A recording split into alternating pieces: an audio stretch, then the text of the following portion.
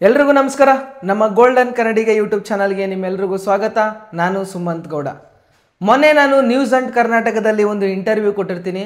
ಆ ಇಂಟರ್ವ್ಯೂ ಎಷ್ಟು ಸಂಚಲನ ಮೂಡಿಸ್ತು ಅಂತಂದರೆ, ಒಬ್ಬ ಪ್ರತಿಷ್ಠಿತ ಯೂಟ್ಯೂಬರ್ಗೆ ಧಕ್ಕೆ ತಂತು, ಹಂಗೆ ಹಿಂಗೆ ಅಂತ ತುಂಬ ಚರ್ಚೆಗಳು ನಡೀತು. ಫೋನ್ ಮಾಡಿ ಧಮಕಿ ಹಾಕೋದು, ಮತ್ತು ಟ್ರೆಚ್ ಕಾಲ್ ಬರ್ತಾಯಿದೆ.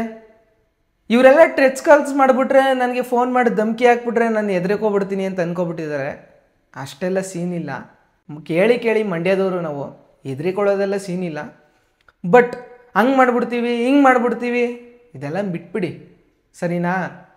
ನೋಡಿ, ಸತ್ಯ ಯಾವ ಮಟ್ಟಕ್ಕೆ ಸಂಚಲನ ಮೂಡಿಸ್ತು ಅಂತಂದರೆ, ಜುಜುಬಿ ಚೈಲ್ಡ್ ಅಂತ ಕರೆಸ್ಕೊಂಡಂಥ ಒಬ್ಬ ಯೂಟ್ಯೂಬರ್ ಇವರ ಸತ್ಯನ ನಾನು ಎಕ್ಸ್ಪೋಸ್ ಮಾಡ್ತಾ ಇದ್ದಂಗೆ ಯಾವ ರೇಂಜ್ಗೆ ನನ್ನ ಮೇಲೆ ಗೂಬೆ ಕೂರ್ಸೋಕೆ ಟ್ರೈ ಮಾಡಿದ್ರು.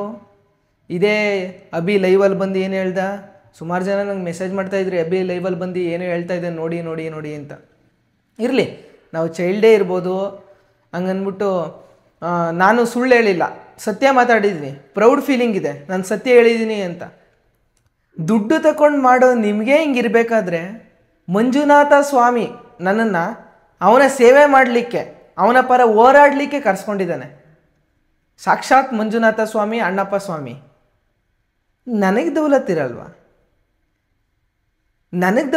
ಹೇಳಿ? ಹಂಗೆ ಅಂದ್ಬಿಟ್ಟು ನಾನು ಇವರು ಮಾತಾಡಿರುವಂಥ ಕೆಟ್ಟ ಪದಲೆಲ್ಲ ನಾನು ಬಳಸಲ್ಲ. ಯಾಕೆಂತಂದರೆ ನನ್ನದೇ ಆದಂಥ ಒಂದು ಸಿದ್ಧಾಂತ ಇದೆ. ನಾನು ಧರ್ಮ ರಕ್ಷಣೆ ಮಾಡಬೇಕು ಅಂತ ಹೊರಟಿದ್ದನು, ಧರ್ಮಸ್ಥಳ ರಕ್ಷಣೆ ಮಾಡಬೇಕು ಅಂತ ಹೊರಟಿರೋನು. ನಾನೇ ಹಿಂಗೆ ಕೆಟ್ಟದಾಗಿ ಮಾತಾಡ್ಬಿಟ್ರೆ ಸರಿ ಅನ್ಸಲ್ಲ. ಏನು ಇವರು ಸೌಜನ್ಯಗೆ ನ್ಯಾಯ ಕೇಳ್ತಾ ಇದ್ದಾರೋ, ಏನು ಇವರು ಧರ್ಮಸ್ಥಳದ ಪರ ಮಾತಾಡಲ್ಲ, ನಾವು ಧರ್ಮಸ್ಥಳದ ವಿರೋಧ ಮಾತಾಡ್ತೀವಿ, ಸೌಜನ್ಯಗೆ ನ್ಯಾಯ ಕೇಳ್ತೀವಿ, ಸೌಜನ್ಯಗೆ ನ್ಯಾಯ ಕೊಡಿಸ್ತೀವಿ ಅಂತ ಇದ್ದಾರೋ, ನಮ್ಮನೆ ಹೆಣ್ಮಕ್ಳನ್ನ ನಿಂದಿಸಿ ಮಾತಾಡೋ ಇವರು ಹೆಂಗೆ ಸೌಜನ್ಯಗೆ ನ್ಯಾಯ ಕೊಡಿಸ್ತಾರೆ ಸ್ವಾಮಿ? ಅಲ್ವಾ? ನಿಮ್ಗೆ ಅರ್ಥ ಆಗಿರುತ್ತೆ ಅನ್ಕೋತೀನಿ. ಸೊ ತುಂಬ ಕಮೆಂಟ್ಗಳು. ಸೊ ಇವಾಗ ಸ್ಟಾರ್ಟಿಂಗಿಂದ ಬಂತು ಅಂತಂದರೆ, ನಾನು ನ್ಯೂಸ್ ಅಂಡ್ ಕರ್ನಾಟಕದಲ್ಲಿ ಒಂದು ಇಂಟರ್ವ್ಯೂ ಕೊಡ್ತೀನಿ, ಆ ಇಂಟರ್ವ್ಯೂ ಅಲ್ಲಿ ಒಂದು ಅಲಿಗೇಷನ್ ಮಾಡಿರ್ತೀನಿ, ಮತ್ತು ನನ್ನನ್ನು ಆಹ್ವಾನಿಸಿದ್ರು ಅಂತಲೂ ನಾ ಇಂಟರ್ವ್ಯೂ ಅಲ್ಲಿ ಹೇಳಿರ್ತೀನಿ. ಆ ಇಂಟರ್ವ್ಯೂ ಅಲ್ಲಿ ಹೇಳ್ದಂಗೆ ನಿಜ, ನಾನು ನಿನಗೆ ಇಷ್ಟು ಫಂಡ್ ಮಾಡಿಸ್ತೀನಿ, ಮತ್ತು ನಿಮ್ಮ ಉಳ್ಕೊಳ್ಳೋಕ್ಕೆ ವ್ಯವಸ್ಥೆ ಮತ್ತು ಟ್ರಾನ್ಸ್ಪೋರ್ಟ್ ಎಲ್ಲ ನಾನು ನೋಡ್ಕೋತೀನಿ ಅಂತ ಹೇಳಿದ್ದು ಅಭಿ ನಿಜ. ಅದನ್ನು ನಾನು ಎಲ್ಲಿ ಬೇಕಾದರೂ ಮಾತಾಡ್ತೀನಿ, ಯಾಕಂತಂದರೆ ಅದು ಸತ್ಯ. ಬಟ್ ಚಂದನ್ ಗೌಡ್ರಿಗೆ ದುಡ್ಡಾಗಿರ್ಬೋದು ಅಂತ ನಾನು ಪ್ರೂವ್ ಮಾಡಲಾ, ಆಗಿದೆ ಅಂತ ಪ್ರೂವ್ ಮಾಡಲಾ? ನಾವು ಏನೋ ಮಾಡೋಕ್ಕೆ ಹೋಗಿರ್ತೀವಿ, ಬಟ್ ಅಲ್ಲೇನೋ ಆಗಿರುತ್ತೆ. ಅದನ್ನೆಲ್ಲ ತಂದುಬಿಟ್ಟು ನನ್ನ ಪರ್ಸ್ನಲ್ ಮ್ಯಾಟ್ರ್ ಎತ್ಕೊಂಡು ಎಲ್ರಿಗೂ ನಾನು ಹಂಗೆ ಹಿಂಗೆ ಅಂತ ಮಾತಾಡೋದು ಎಷ್ಟು ಮಟ್ಟಕ್ಕೆ ಸರಿ ಹೇಳಿ?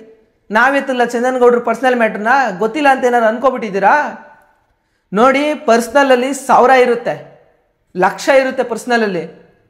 ನಾವು ಪರ್ಸ್ನಲ್ನ ಯಾವತ್ತೂ ಬಂದ್ಬಿಟ್ಟು ಸೋಷಿಯಲ್ ಮೀಡಿಯಾದಲ್ಲಿ ಹೇಳ್ಕೊಂಡಿಲ್ಲ, ಅದರ ಅವಶ್ಯಕತೆ ನನಗೂ ಇಲ್ಲ. ನಾನು ಯಾವತ್ತೂ ನನ್ನ ಪರ್ಸ್ನಲ್ ಮ್ಯಾಟ್ರ್ ಇಟ್ಕೊಂಡು ಸಿಂಪತಿನ ಕ್ರಿಯೇಟ್ ಮಾಡಿಲ್ಲ. ಏನಾಯಿತು, ಯಾಕೆ ನಾನು ಹಂಗೆ ಬಂದು ಸ್ಟೇಟ್ಮೆಂಟ್ ಕೊಡ್ತೀನಿ, ನಿಜನ ಸುಳ್ಳ ಎಲ್ಲನೂ ಹೇಳ್ತೀನಿ. ಇದೇ 6 months ಬ್ಯಾಕು ಸಮೀರ್ನ ಫ್ರೆಸ್ಟ್ ವಿಡಿಯೋ ಬರುತ್ತೆ ಧರ್ಮಸ್ಥಳದ ವಿರುದ್ಧ, ಧರ್ಮಾಧಿಕಾರಿಗಳ ವಿರುದ್ಧ.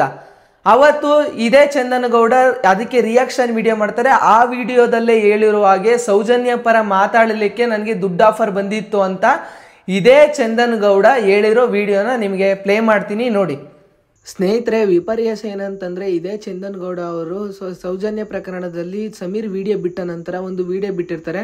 ಸೊ ಎಲ್ಲರೂ ವಿಡಿಯೋ ಮಾಡ್ತಾ ಇದ್ದಾರೆ, ನಾನು ವಿಡಿಯೋ ಮಾಡೋಣ ಅಂತ ಆ ವಿಡಿಯೋ ಬಿಟ್ಟಿರ್ತಾರೆ.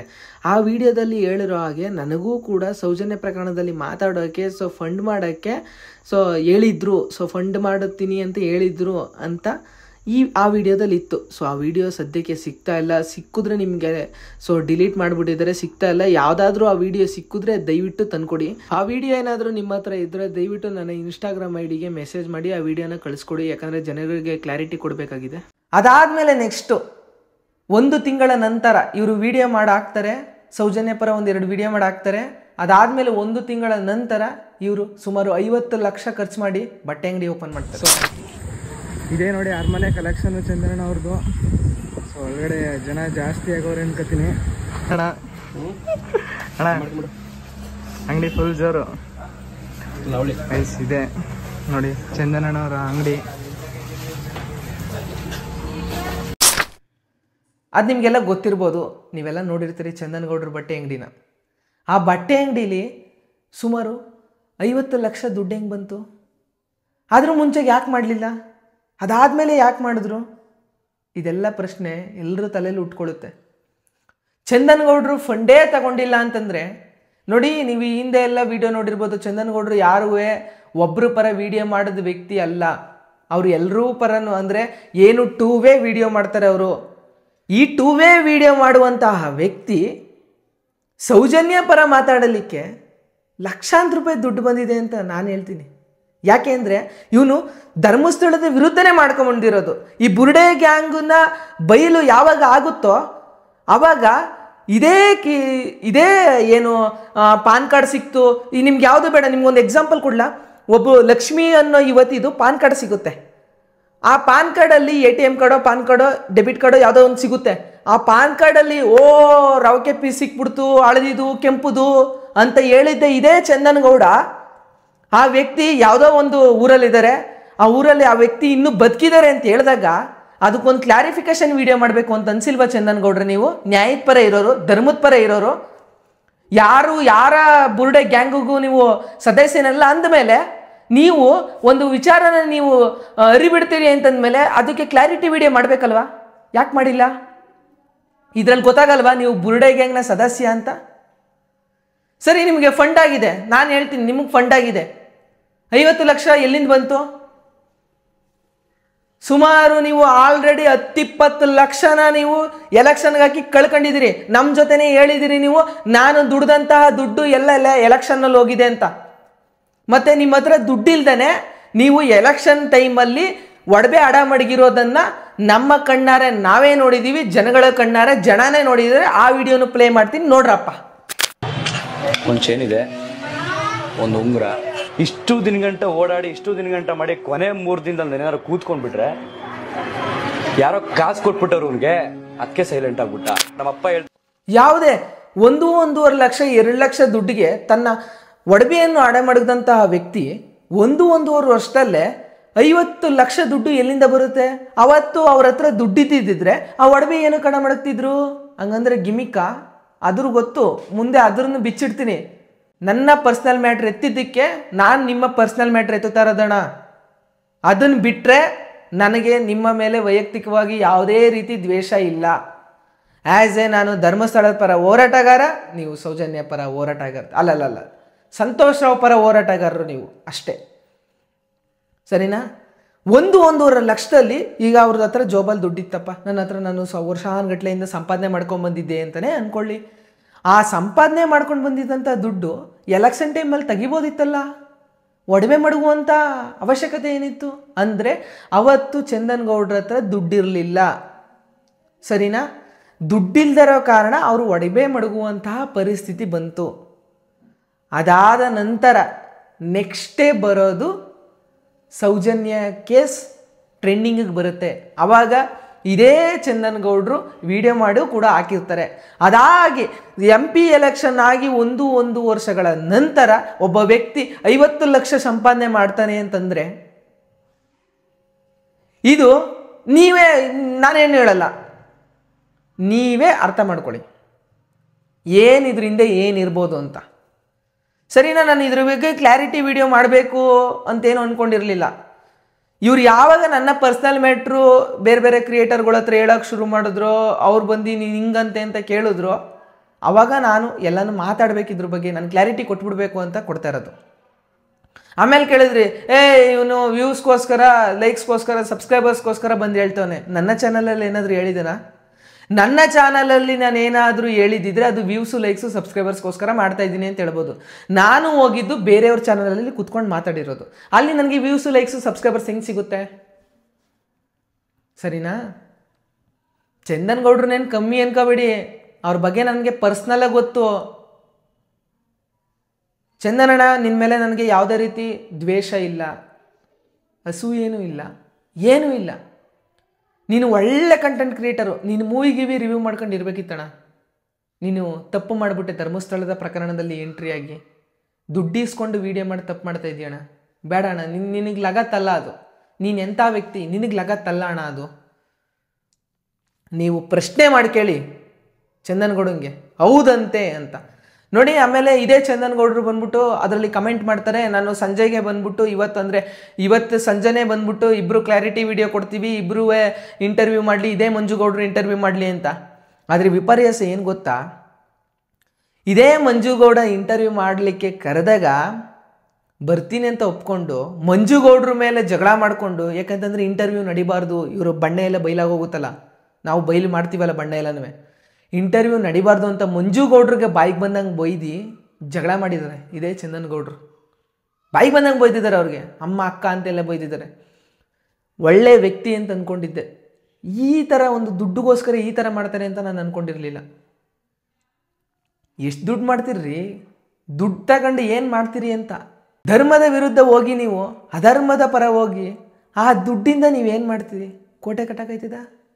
ಅಂಗಡಿ ಓಪನ್ ಮಾಡ್ಕೊಂಡಿದ್ದೀರಿ ಅಷ್ಟೇ, ಇನ್ನೇನು ಮಾಡಿದ್ರಿ? 50 ಲಕ್ಷ ಖರ್ಚು ಮಾಡಿ ಅಂಗಡಿ ಓಪನ್ ಮಾಡಿದ್ರಿ, ಇನ್ನೇನು ಮಾಡ್ಕೊಳ್ಳಿಲ್ವಲ್ಲ ಅದರಲ್ಲಿ, ಸರಿನಾ? ಆಮೇಲೆ ನೀನು ಸಾಕ್ಷಿ ಕೊಡು, ನೀನು ದಾಖಲೆ ಕೊಡು. ನಾವು 3 ಜನ ಇದು ಸೇರಿದ್ದಕ್ಕೆ ಸಾಕ್ಷಿನಾದರೂ ಕೊಟ್ಟಿದ್ದೀನಿ. ಇವರು ಬುರುಡೆ ಸಿಕ್ತು, ಧರ್ಮಾಧಿಕಾರಿಗಳೇ ಮಾಡಿರ್ತಾರೆ ಅನ್ನೋದಕ್ಕೆ ಸಾಕ್ಷಿ ಕೊಡ್ತಾರಾ? ಕೇಳ್ರಿ ಸಾಕ್ಷಿನ, ಕೇಳ್ರಿ ಅವರನ್ನ ಸಾಕ್ಷಿನ. ಇವತ್ತು ನಮಗೆ ಅಕ್ಕ ಅಮ್ಮ ಅಂತ ಬೈಕೊಂಡು, ನಮಗೆ ಟ್ರೆಚ್ ಕಾಲ್ಸ್ ಮಾಡಿಕೊಂಡು, ನಮಗೆ ಧಮಕಿ ಹಾಕ್ಕೊಂಡು ಏನು ನಡೆಯಲ್ಲ. ಹಬ್ಬ ಅಂದರೆ ನನ್ನನ್ನು ಏನು ಮಾಡ್ಕೋತೀರಾ? ಸಾವಿಗಿಂತ ಬೇರೆ ಯಾವುದಾದ್ರೂ ಶಿಕ್ಷೆ ಕೊಡಬಲ್ಲೇನ ನೀವು? ಆಗಲ್ಲ ಅಲ್ವಾ? ಏನು ಮಾಡೋಕ್ಕಾಗಲ್ಲ, ಸರಿನಾ? ನಾನು ನಿಮ್ಮ ವಿರುದ್ಧ ಬರಬೇಕು ಅಂತೇನಿಲ್ಲ, ಬಟ್ ನೀವು ದಿನೇ ದಿನ ಅಪಪ್ರಚಾರ ಶುರು ಮಾಡ್ತಾ ಇದ್ದಾಗ ನಾನು ಸತ್ಯ ಮಾತಾಡೋದ್ರಲ್ಲಿ ತಪ್ಪೇನಿಲ್ಲ ಅಲ್ವಾ? ನೀವು ಸುಳ್ಳು ಮಾತಾಡ್ತಾ ಇರಬೇಕಾದ್ರೆ ನಾನು ಸತ್ಯ ಮಾತಾಡೋದ್ರಲ್ಲಿ ತಪ್ಪೇನಿಲ್ಲ ಅಲ್ವಾ? ಸರಿನೇ ಅಲ್ವಾ? ದಯವಿಟ್ಟು ಇಂದಾದರೂ ನಮ್ಮ ಜನ ಅರ್ಥ ಮಾಡ್ಕೊಳ್ಳಿ ಯಾವ ಮಟ್ಟಕ್ಕಿದ್ದಾರೆ ಅಂತ. ಚಂದನ್ಗೌಡ್ರೆ ಬಿಟ್ಬಿಡ್ರಿ, ನಿಮ್ಮ ಲೆವೆಲ್ಗಿಲ್ಲ ನಾವು. ನನ್ನ ಜೊತೆನೇ ಹೇಳಿದ್ದೀರಾ ಎದುರಾಡಿ ನನ್ನ ಲೆವೆಲ್ಗಿರಬೇಕು, ಇಲ್ಲ ನನಗಿಂತ ಜಾಸ್ತಿ ಇರಬೇಕು ಅಂತ. ಈ ಚಿಲ್ಲರೆ ಪಲ್ರೆಗಳಿಗೆಲ್ಲ ನಾನು ರಿಯಾಕ್ಟ್ ಮಾಡಲ್ಲ ಅಂತ ಹೇಳಿದ್ದೀರಾ. ಮತ್ತು ಯಾಕ್ರಿ ಟ್ರೆತ್ ಕಾಲ್ಸ್ ಮಾಡಿಸ್ತೀರಾ ನನಗೆ? ಚಿಲ್ಲರೆ ಪಲ್ರೆ ಇಲ್ವಲ್ರಿ ನಾವು? ಟ್ರೆತ್ ಕಾಲ್ಸ್ ಯಾಕ್ರಿ ಮಾಡ್ತೀರಾ? ಧಮ್ಕಿ ಯಾಕ್ರಿ ಹಾಕ್ತೀರಾ? ಹೇಳ್ರಿ ಚಂದನ್ಗೌಡ್ರೆ, ಹೇಳ್ರಿ, ದಯವಿಟ್ಟು ಹೇಳಿ. ನಮ್ಮ ಜನ ನೋಡ್ತಾರೆ ಯಾರ್ದು ಸುಳ್ಳು ಯಾರ್ದು ಸತ್ಯ ಅಂತ. ನಮ್ಮ ಜನ ನೋಡ್ತೀವಿ, ಡಿಸೈಡ್ ಮಾಡ್ತಾರೆ. ಈ ಅಭಿನೇ ನನಗೆ ಹೇಳಿರೋದು ಚಂದನ್ಗೌಡ್ರಿಗೂ ನಾವು ಫಂಡ್ ಮಾಡ್ತಾ ಇದ್ದೀವಿ ಅಂತ ಹೇಳಿದ್ದಾನೆ ನನಗೆ. ಅದನ್ನು ನಾನು ಎಲ್ಲಿ ಬೇಕಾದರೂ ಪ್ರೂವ್ ಮಾಡ್ತೀನಿ. ಇಲ್ಲ ಅಂತಂದರೆ ಅಣ್ಣಪ್ಪ ಸ್ವಾಮಿ ಹತ್ರ ಬರೋಕ್ಕೆ ಹೇಳಿ ನಾನು ಆಣೆ ಮಾಡ್ತೀನಿ, ಕೈಲಿ ಕರ್ಪೂರ ಹಾಸ್ಕೊಂಡು ನಾನು ಆಣೆ ಮಾಡ್ತೀನಿ, ಇವರು ಆಣೆ ಮಾಡಲಿ. ಇಲ್ಲ ನಾವು ನಾವು ದುಡ್ಡು ತಗೊಂಡಿಲ್ಲ, ನಾವು ದುಡ್ಡುಗೋಸ್ಕರ ವೀಡಿಯೋ ಮಾಡ್ತಾಯಿಲ್ಲ ಅಂತ. ಶೀಘ್ರದಲ್ಲೇ ಅಭಿ ದುಡ್ಡು ತಗೊಂಡು ವೀಡಿಯೋ ಮಾಡ್ತಾ ಇರೋದು, ಚಂದನ್ಗೌಡನ ದುಡ್ಡು ತಗೊಂಡು ವೀಡಿಯೋ ಮಾಡ್ತಾ ಇರೋದು ಸಾಕ್ಷಿ ಸಮೇತ ಕೊಡ್ತೀನಿ. ಅವರ ಸ್ನೇಹಿತರುಗಳು ಹೇಳಿರೋದು ಕೊಡ್ತೀನಿ, ಸ್ನೇಹಿತರು ಫೋನ್ ಮಾಡಿ ಹೇಳಿರೋದು ಕೊಡ್ತೀನಿ. ಹಿಂಗಾಗಿದೆ ಇವ್ರು ದುಡ್ಡು ತಗೊಂಡು ಮಾಡ್ತಾಯಿದ್ದಾರೆ ಅಂತ ಹೇಳಿರೋದು ನಾನು ದಾಖಲೆ ಸಮೇತ ಬಿಚ್ಚಿಡ್ತೀವಿ ಸದ್ಯದಲ್ಲೇ. ಚಂದನ್ಗೌಡ್ರೆ ನಿಲ್ಲಿಸ್ಬಿಡಿ, ನನ್ನ ಬಗ್ಗೆ ಅಪಪ್ರಚಾರ ಮಾಡೋದು ನಿಲ್ಲಿಸ್ಬಿಡಿ. ಇಲ್ಲ ಅಂತಂದರೆ ಹೇಳ್ತಾ ಇದ್ದೀನಿ ನೋಡಿ, ಸರಿ ಇರಲ್ಲ. ನಿಮ್ಮ ಪರ್ಸ್ನಲ್ ಅಟ್ಯಾಕ್ ನಾನು ಮಾಡಬೇಕಾಯ್ತದೆ, ನನಗದರ ಅವಶ್ಯಕತೆ ಇಲ್ಲ. ನಿಮ್ಮ ಎಲೆಕ್ಷನ್ನಲ್ಲಿ ನಿಮ್ಮ ಪಿತೂರಿ ಎಲ್ಲ ನಾನು ತರಬೇಕಾಯ್ತದೆ. ಎಲೆಕ್ಷನ್ಗೆ ಏನಕ್ಕೆ ನಿಂತ್ಕೊಂಡ್ರಿ? ಯಾಕೆ ನೀವು ಎಲೆಕ್ಷನ್ಗೆ ನಿಂತ್ಕೊಂಡು ಯಾಕೆ ಈ ಥರ ಎಲ್ಲ ನೀವು ಒಂದು ಡ್ರಾಮಾ ಕ್ರಿಯೇಟ್ ಮಾಡಿದ್ರಿ ಅಂತ ನಾನು ಜನಗಳಿಗೆ ಹೇಳಬೇಕಾಯ್ತದೆ. ನೀವು ಒಡವೆ ಅಡ ಮಡಗಿದ್ದು ನಿಜನ ಸುಳ್ಳ ಅನ್ನೋದನ್ನು ಹೇಳಬೇಕಾಯ್ತದೆ. ಬೇಡ, ನನಗದರ ಅವಶ್ಯಕತೆ ಇಲ್ಲ. ಅರ್ಥ ಮಾಡ್ಕೊಳ್ಳಿ ನಾನು ಯಾವ ಸಿಚುವೇಷನಲ್ಲಿದ್ದೀನಿ, ಯಾವ ಸಿಚುವೇಷನಲ್ಲಿ ಇರ್ತೀನಿ ಅಂತ. ದುಡ್ಡು ತಗೊಂಡು ವೀಡಿಯೋ ಮಾಡ್ತಾಯಿದ್ದೀರಲ್ಲ, ನೀವು ಇಂಥವ್ರು ಅಂತ ನಾನು ಅಂದ್ಕೊಂಡಿರಲಿಲ್ಲ, ನಿಜ ನಾನು ಅಂದ್ಕೊಂಡಿರಲಿಲ್ಲ. ಬಿಡಿ, ನಾನು ಅದ್ರ ಬಗ್ಗೆ ಜಾಸ್ತಿ ಮಾತಾಡಲ್ಲ. ನೀವು ಒಬ್ಬರು ಪ್ರತಿಷ್ಠಿತ ಯೂಟ್ಯೂಬರ್, ನಾನು ಇವಾಗ 1 ವರ್ಷದಿಂದ ಬಂದವನು. ನೀವು ಸುಮಾರು 5-6 ವರ್ಷದಿಂದ ಯೂಟ್ಯೂಬ್ ನಡೆಸ್ಕೊಂಡು ಬರ್ತಾಯಿದ್ದೀರಾ. ನಿಮ್ಮದೇ ಆದಂಥ ಒಂದು ನೇಮ್ ಆಫ್ ಫೇಮ್ನ ಕ್ರಿಯೇಟ್ ಮಾಡ್ಕೊಂಡಿದ್ದೀರಾ. ಅದನ್ನು ನನಗೆ ಹಾಳು ಮಾಡೋಕ್ಕೆ ಇಷ್ಟ ಇಲ್ಲ.